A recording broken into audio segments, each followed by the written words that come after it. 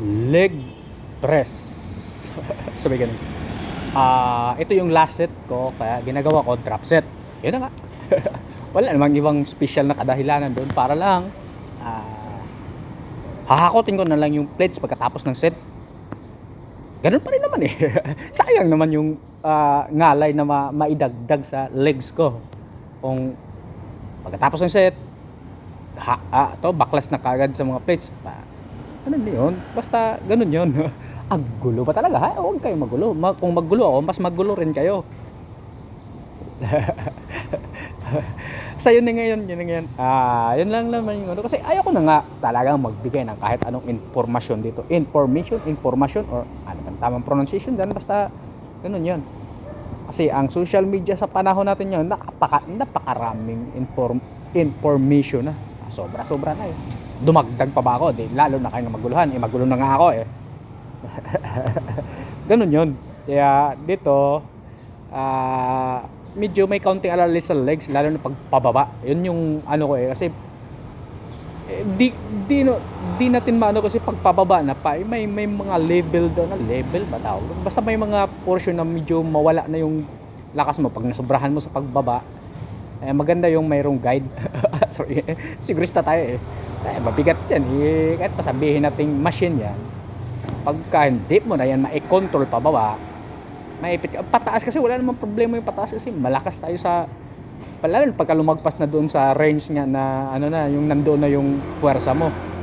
Tapos ang ginagawa ko rito, pag bandang dulo na set, hold up, pinipigilan ko, di na lang hold, pigilan pinipigilan ko saglit ng mga 3 seconds or 5 seconds, hindi ako sure, basta mga ilang seconds. Kasi napanood ko yun, sinong bodybuilder ko yung napanood ko na, Chris Bumstead ata. Yun yung sinasabi niya na pagka hindi ko gaano na ano yun, yung kung buong set ba yung ganun or hold lang talaga para daw mag-improve yung lakas. Kasi ganun na nga, supply and demand naman yung muscle eh. Kaya pinapahirapan mo nga, automatic daw talaga yung katawan natin gumawa ng paraan, magdagdag ng ano ba yon, muscle or ligament o ano ba, tissue, ano bang tama.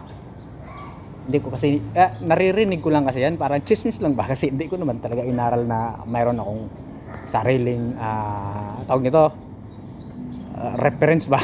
Reference ba? Yun, magulo nga ako eh. Basta yun na ngayon, wala akong research na tinitignan na ipakita na ito yung katunayan na ganito yung sinabi ko. Wala, basta narinig ko lang, naintindihan ko lang, yun na yun. Basta mga English kasi hirap tandaan. Pero madaling maintindihan. Ano lang yun? Madaling maiintindihan pero hirap tandaan. Ganun yun. Ba't ba napakagulo talaga? Yun na nga, may background music lang kasi, kaya yun naman yung pinaka main purpose doon. Papalitan ko na ng voice over para hindi magkaroon ng problema pagdating sa ibang mga social media site.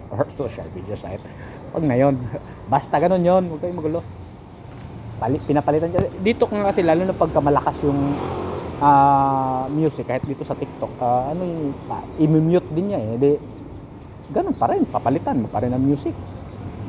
Mas maganda pa ako na lang gumawa para maumay din kayo sa boses ko na ano ba, garalgal o ano pa ba, basta boses na kaaya-aya. Biglang nag-isip na malalim. Malalim ba? Wala naman din pala akong pag-iisip. Joke lang. Yun o, ano pa ba? Yun na nga, wala pa naman pala talaga akong ibibigay ng mga info nga, kasi sobra-sobra na. Pag dumagdag pa ako, di lalong maguluhan. Basta ganun yun. Ang ginagawa ko lang, kung ano yung nasa isip ko, kung ano yung naintindihan ko, gagawin ko. Makasarili ako eh, ayaw ko mag-share.